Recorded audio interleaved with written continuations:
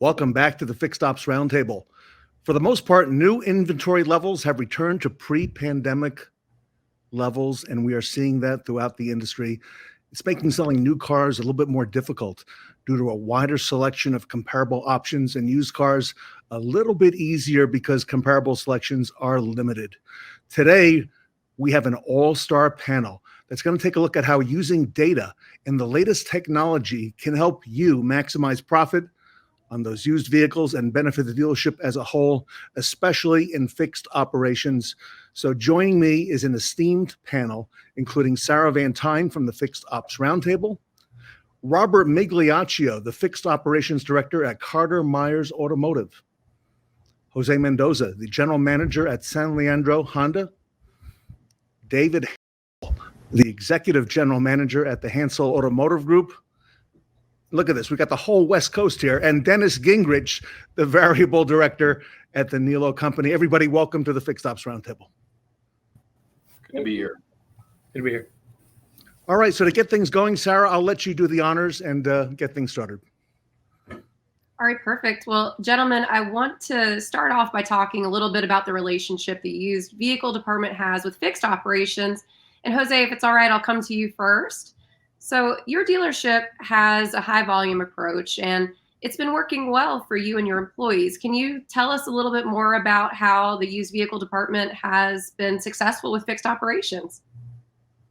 Sure. Over the last few years, I think everybody felt it. There was with the drop in new cars and not having them, you really had to try to make it up somewhere else. And getting used cars, but getting as much as you can into our service department and through our service department was really, really important for the sales side. And for the fixed ops side, you had the same kind of drop off, right? You had a few years of lower sales of new cars, and you had to make up for it somewhere. So there's no better customer than the used car department for our service department. We think so. We're trying to keep it there and keep it going and just have a good, healthy used car department, putting cars through fixed stops and making sure that it's all working well together. And David, you see a lot of used vehicles coming through your service department as well. Could you share your perspective? So I am so grateful for the fixed ops team I have right now because they work so well with our variable operations. We do a Monday, Wednesday reconditioning call, and it is so dialed, and the team is working so well together. I'm afraid to touch anything that in fear of messing it up.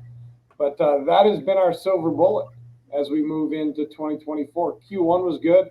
I think Q2 is going to be even better, and it's all going to be on the backs of our fixed and our used car departments. Robert, you have the perspective of the fixed ops, director with Valley dealerships at Carter Myers. What is your perspective on the relationship between used cars and fixed operations? I think from what you get to see on the fixed operation side, when you look at it, when you're not viewing it from the variable side, you see the growth that was added to your departments on top of the customer base that increased with everything that happened during the same COVID period. Watching your service departments grow just from the customer base and then having to add the influx in the vehicles that were coming in. So it was definitely tied together. Like there's a lot of communication had to be had in order to tie everything together. Especially here, we communicate with 5 different stores with our recon departments and our service department. So it's definitely intricate that we have to be tied in, dialed in, and working together. And Dennis, the Nilo Company, over 100 years in business. I know you've got a lot of perspective on used cars and fixed operations. What's your take? No, I think it's it's an incredibly important part of all of our business, and making sure that relationship between the variable and the fixed operations department is strong. I think it starts when we talk with our, the people on the variable side of the house that, when it comes to taking in trades or acquiring street purchases, that, they're doing so in a way that obviously we can make some money in the front end. But, more importantly, there's a lot of men and women in the back that are dependent upon our efforts up front to help them, those wrenches, the more they turn, the more dollars they produce. And then the other way around, right, is making sure that, our team in the fixed ops department, which they do a great job here, are putting a quality product out on the front line. So, our sales team can just say, hey, this is the best damn car in the market. And we can, stay true to our one price approach we're using up here in Sacramento. So without one, the other doesn't exist. Dennis, I like that approach that you have at Neil. I've heard a little bit about that in the past as well. Let me ask you all about margin compression on the new side. We've seen a lot of activity, on margins and a decrease in them, over the last year, especially the last 6 months or so. Bringing us over to the used vehicle side, how important is it to be mindful of the recon costs and the ultimate asking price for the vehicle, and using tools to manage those things to help maximize your margins? It's an ever-changing market. I know you're all very much in tune with that. Jose, let me come to you first on that. It's incredibly important. Like you said, the market is changing so quickly. Anybody who looks at auctions or at book values sees it go up and down, up and down, and up and down. It's just nonstop over the last few years. So if you're not working really closely with your fixed ops department and making sure you know exactly what you're going to have to put into a car, and making sure exactly what what you can do and what you can't do, you're going to be in trouble. And you're going to have cars that sit out there and they're going to be pretty painful when you sell them. So making sure you keep all that together. And like you said, the technology, I think a lot of it is stuff that we've always done. And now you can really streamline it. You can make it quicker. You can make it easier to understand. And Jose, this can get away on you real quick, especially in this market with the activity, the way things are happening. And you're right. Not so long ago, we used pen and pad and Excel sheets. But Jose, today, there's a lot of different things out there, and that's accelerating. It seems to be increasing in the market, the tools that we can use, and they're getting better and better. Yeah. We use AutoVision, and it's been great for us. You can really customize it so we can adjust for what we're looking for, and each individual person can adjust it for what they're looking for. But communication is always key. It's always between the used car department and our fixed ops people, and talking to them and making sure, like I said, that you know exactly what you have, exactly where it's going to get to, and exactly how much it's going to cost every time. David Long, I know you've got your finger on the pulse, not just in Santa Rosa, but all throughout the country, watching what's happening and being involved with things such as buying centers. I admire you for doing that. Let's talk about that, the recon costs and being mindful of them with the ultimate asking price of the vehicle. So it all starts with the appraisal. And what I love to manage and measure is the difference between the estimated reconditioning and the actual reconditioning. If those two things aren't in parity, it's not like you can ask 130% price to market on a car today that has a market day supply of 100. It doesn't work out that way. So these dealers that are still out there doing cost up pricing, if they're not already in a train wreck, they're certainly headed for one. Give you an example. So 90% of my inventory is less than 45 days old. 78% of it's under 30 days old. The decision to retail that car was made before we even wrote the check for it. But the decision was made based on all the information, not based on partial information. If the car has an $1,800 repair order, you darn sure better not set up $800 in the deal and then try to make it up on the sales side. It doesn't work that way anymore. What we're asking for the car has zero to do with what we have in the car or what our miss was on the reconditioning side. Take us through that a little bit further, because I think that's fascinating as well. It begins with the appraisal. I've heard that now a couple times. Take us through that, David. So with as many appraisers as I have, the only way that I can measure it at scale is to identify what they set up as an estimated reconditioning relative to what it actually comes in at, and then managing that gap. The closer we can get that gap between what we thought it would need and what it actually needs, the more efficient we'll be in the marketplace. Like, our margins have not eroded. What we've done is we've done a really good job getting better at our appraisal process and saying no to cars that we know for a fact aren't the right cars for my inventory. So just those two, our margins are actually up because we've gotten better in those two areas. Amazing. Dennis, I'm going to guess by the way the crow flies, you're maybe 100, 120 miles away from from David's stores there in Santa Rosa? About right. He lives in a much nicer part of California than I do, closer to the coast, much greener, cooler. But close. Much more expensive. Yeah, exactly. Just kidding. Yeah. Dennis, what are you seeing there, Nilo? Yeah, I think we've got some things going in common with David on the margin front, specifically on used cars. We're not trending in the wrong direction in that. And quite frankly, since fourth quarter, we've been getting a steady uptick in our volume on our used cars. And echoing what David said is it really does boil down to the initial appraisal and making sure that our teams have a plan with it right out of the gate, and that, because there's so much goes into that. You got to make an informed decision. I mean, there's data everywhere. There's any number of tools that provide the data. It's not magic, it's math. You got to review the data and really closely manage and monitor each and every acquisition and just have a go forward plan with the car. And, and it's got to get pushed through the process quickly because as we've seen over since COVID has been over, time is not on our side anymore. Things need to get turned quick. We got to get them into the shop quick. They got to be online quick.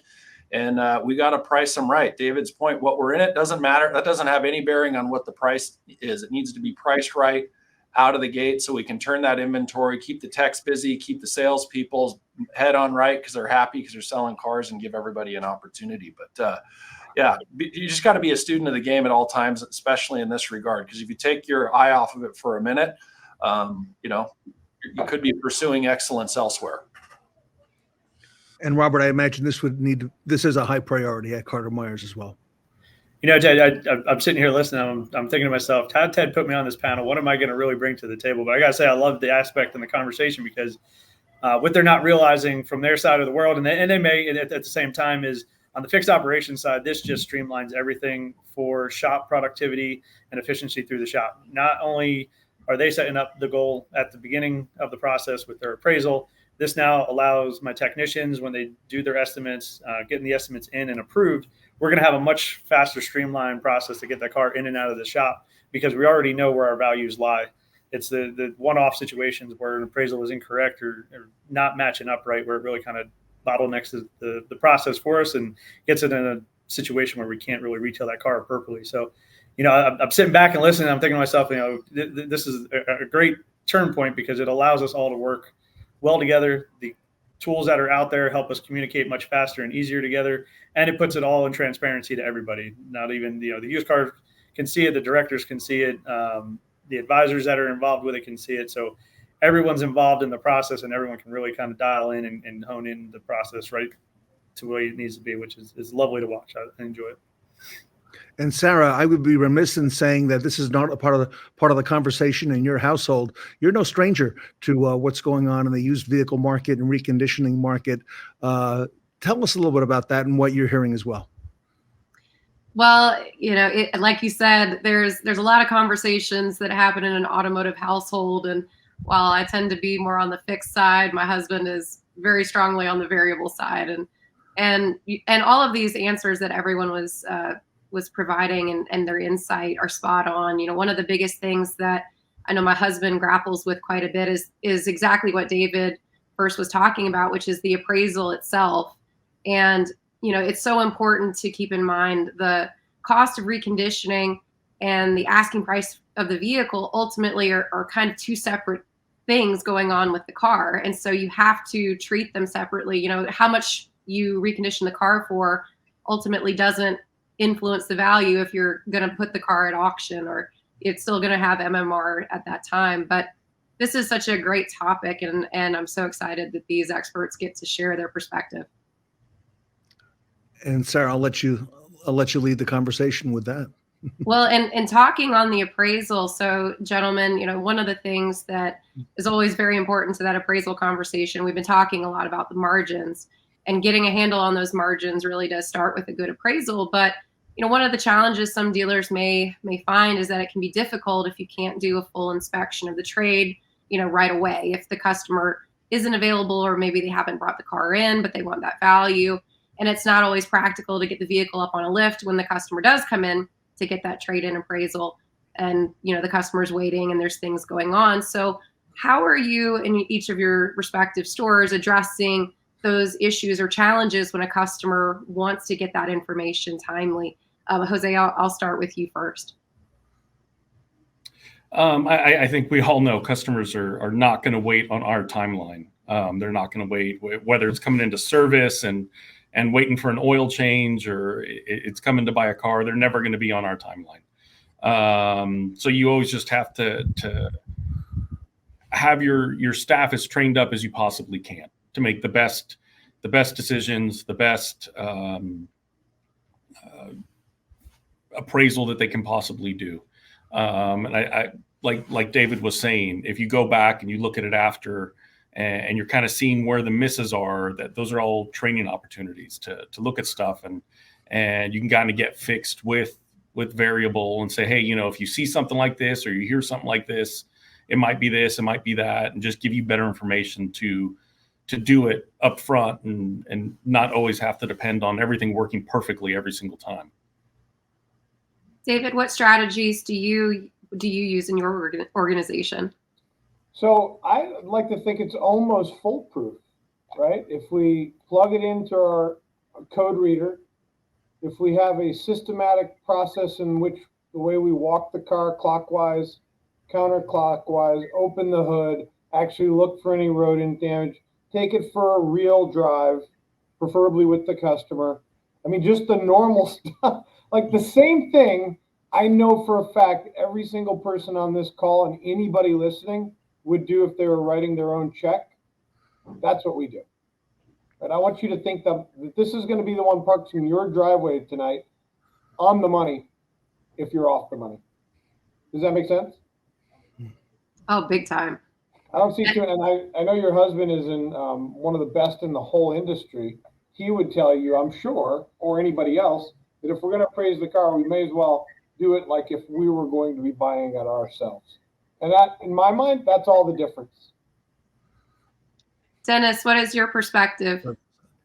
Yeah, some more commonality with David, using the OBD2 scanner to kind of catch some of those things, because there are customers, believe it or not, that might be a little disingenuous before they bring their car down to trade or sell it to us, and try to control those controllables. But our sales managers, I think, watching how well they either do or do not appraise a car, I think tells a story in terms of their overall level of engagement and the success of the store, right? The guy that sits in his desk and does the Apache appraisal and it looks great, that doesn't work out. If they're in it to win it and maximize the opportunity for the entire house fixed and sales, they're going to get up and do those things that David outlined.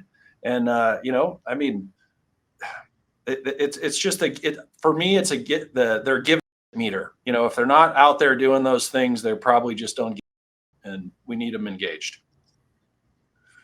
Robert, I want to ask you this question a little differently, because from your perspective in fixed operations, there's probably some takeaways that the used car side of the house could take from service. And so for you, what are the things that you would say are the most important during the appraisal process for somebody to look for, that would be important for the fixed op side to take into account? I think a big key one from the drive is kind of what David said, and everybody else has really kind of alluded to, is obviously one, driving the vehicle, making sure the requests that they have on there are accurate. One of the biggest things that I've seen over the years is used car managers not communicating to the fixed operations side things that they've noticed or seen while on the appraisal, and kind of holding them to see if the service department would catch them. To me, I get it and I understand, you want a thorough inspection, but at the same time, you're kind of putting everything in a hold with the hopes that somebody is going to catch what maybe you heard or saw, and somebody might see that differently. So again, I think it comes back to the communicational aspect of it. If there's something that doesn't look right, sound right, seem right, sharing that information over, so that way it's not an overlooked situation. At the end of the day, everybody's human. People are going to make some mistakes, but we try to narrow that down and make it as streamlined and best as possible. But I definitely feel that was a big crutch that I've seen, and I can't say that's everywhere, but I've seen it. And the other aspect I would say is, us being available to the used car department, new car department, whoever it is that needs to get the vehicle in. If there's a questionable vehicle that's having something that needs to go on a lift, in that case and point, not fighting with them to get the car in and get it up on a lift. We have 5 stores here, so we can utilize the space accordingly to get that vehicle in the air if we need to. Some places may not, but the realization is at the end of the day, if we all work together on it, it's going to help us all. Because if we get that used car, that's more hours in the shop. It's another vehicle to sell for the sales department, and ultimately it just helps build our life cycle for that vehicle throughout the store to the consumer. So. On that topic of communication, I think I've been on panels with most everyone here on the Fixed Ops Roundtable talking about the importance of communication. And there are a lot of tools out there. Jose, let me come back to you. How is using technology? You mentioned AutoVision, which you've been using for a while now. How has that enhanced the aspect of selling used vehicles with communication between the departments, variable and fixed and so on? I think it helps make it a lot clearer. Like David said, you're going to sell the car at a certain number. It's going to have a specific value, right? The old saying, the car's worth what the car's worth, what the car's worth. So if you have as much data as you can, you have all that information, and you can get it in a way that you understand it, right? Because there's a lot of tools out there that maybe will give you all the data, but if it's not giving it to you in a way that you can use it, it's kind of worthless. So getting all that, getting it in a way that makes sense, getting it in a way that you can talk to each other about it is really, really important. So a used car manager can talk to his used car tech and really get a clear idea of what's going on all the time and have an idea of a path on where they want to go and how they want to make everything work out is really important. All that data just helps get there quicker. David Long, we know communication is so important. What do you say? I have a new title. I'm the CRO. You know what that stands for? I'm the Chief Repeating Officer. So, and I can't just communicate in one form and one fashion. So the communication piece, in order for it to land and stick, I think it needs to be in multiple channels and multiple venues and multiple formats. So we do video, email, group, we have group text, and then we get together once or twice a week on Monday and Wednesday. And the more we communicate, by golly, the luckier we get. The more seamless our whole experience for our customer and each other becomes, the clearer our communication channels are. So I hope that answers your question, but that's how I feel. Love it. Yeah. Dennis Gingrich?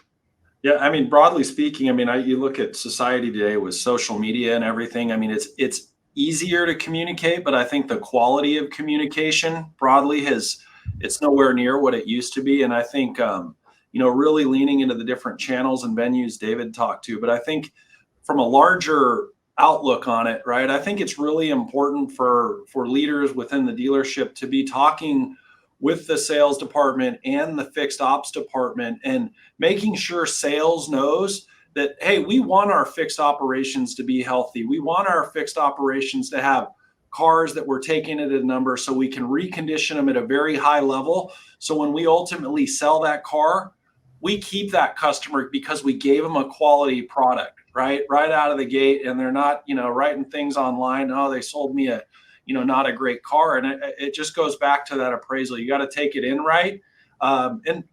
Same the other way for, fixed to sales. They need to hear like, hey man, we're out here trying to get these cars right. So you guys have an opportunity to work on this thing, because at the end of the day, we're all trying to do one thing. Doesn't matter fixed or variable. We're all trying to do one thing, and that's take care of the customer. And I think it all starts with communicating and knowing we're all aligned, trying to do that one thing. Robert, how important is it to have fixed as part of this big conversation? I think it's a structural part of the whole process. At the end of the day, the appraisal happens, the car is purchased, the car is bought, and then it needs to go through the shop. And that's where the real kind of magic starts to happen and what's found. I like the compressional aspect of what we talked about, trying to keep those appraisals margins narrow and close to the actual repair cost, because it does give you a good view of what you're buying and how you're doing the repair work in the shop as well too. So having it be part of the conversation and not just a sales focused conversation allows the whole team to be a part of it and collectively you start to work a little bit more in tune with each other. You kind of can pass on little trade secrets to each other that you have from each side over, and making sure that each party is doing their best. So at the end of the day, like you said, we're taking care of the customer and how they're going to be out there driving our vehicle and ultimately servicing that vehicle with us at the end of the day too. Excellent. Well, gentlemen, we've talked a lot today about some of the issues that dealerships have often accepted as being the way it is, and some new ways that we can look at technology and data. In the last couple minutes that we have, as we wrap things up, Jose, I'd like to bring this to you. What is your overall opinion? You talked about AutoVision and how you've been using it. What are your thoughts on what we've been discussing today? I've like I said, we've used it for, I want to say about a year and a half now. I think it's really become just part of what we do all the time, right? So everybody's kind of, like I said, it's customizable. So all my sales managers have kind of moved it to how they like it. My used car manager has it how he likes it. Everybody's kind of gotten it. So it's really been helpful. It's really been helpful for each person to see things the way that makes the most sense to them and is easiest for them to understand. Jose, a lot of times technology can be difficult, especially in the beginning. How difficult to ramp up and get on board with that platform? It wasn't very long. It's pretty straightforward. It's pretty easy to understand. So for us, it wasn't very long. Maybe a few weeks to really get the kinks out, but not long at all. Okay. Let's go around the horn here to David and Dennis, and then Robert to bring it home. David, any final thoughts on the entire process from the appraisal right through that you want to share with our audience? Here we are, the middle of May. Almost done with the first half of the year. It's incredible. Feels like I was just celebrating the holidays. So I think the only thing, if I had to pick one thing that helps I'll give you an example. I have one store, 55 cars in stock to start. It's going to sell 110. That's usually their turn, right? But they'll generate $400,000 to $500,000 in gross. So when I think about that, I think what made them do such a great job, and I think it comes down to one thing, is that we absolutely 100% all agree that this is who we are and this is how we're going to operate. We don't have this person over here doing it one way and that person over there trying it a different way, and we are narrowly focused on exactly what we say we're going to do, and then we execute at a very high level. Without that, we wouldn't have 90% of our inventory less than 45 days. We wouldn't have the margins we have. We wouldn't have the reconditioning standards we have. So that would be my parting comment, that I would be reminding myself and hoping somebody that listens gets some value out of it. Well said. Dennis Gingrich. Yeah, I think from my standpoint, there's a number of tools, and it's good to hear our friend down in San Leandro is having some success with AutoVision. But I think that the important thing is there's so many different widgets in the market to do so many different things. But I think it really becomes incumbent upon us to make sure that we're working hand in hand with our vendor partners to bring them in on the vision and what we're trying to accomplish, so they can give us the data and the insights in an easy to digest format. So it's easy for our teams to do what they need to do on a daily basis, because they're the ones dealing with the customer. They're the one where, Mrs. Jones in the showroom floor yelling about her wheel locks from 2 weeks ago. There's just all this stuff. So we need to really get all of our data in a clean, usable format, trust in it, and then adhere to the process. And I think, that's key to success in my eyes. Robert Bignaccio. What I'm going to bring to the table is a little on the fixed op side into the world of the sales is include fixed ops in the decisions that you're making on those tools and platforms, and utilize the training with them as well, and get them involved in the software. One of the biggest obstacles I think I could see is when those products are implemented from the front of the house and none of them are shared or utilized in the back of the house appropriately. So if you're going to get a product, you're going to use it, make sure the whole team is on board, like they said, and make sure the fixed ops team is just as well versed in it as everybody in the sales department is, and it'll help change that platform. Well said, my friend. And Sarah, I should have you bring it home.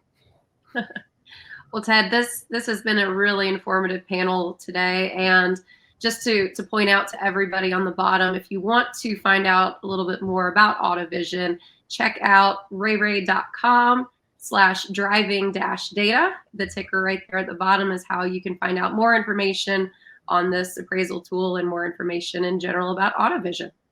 Great. And we want to thank the panel today. Jose Mendoza, General Manager at San Leandro Honda. Thank you. Great meeting you, my friend.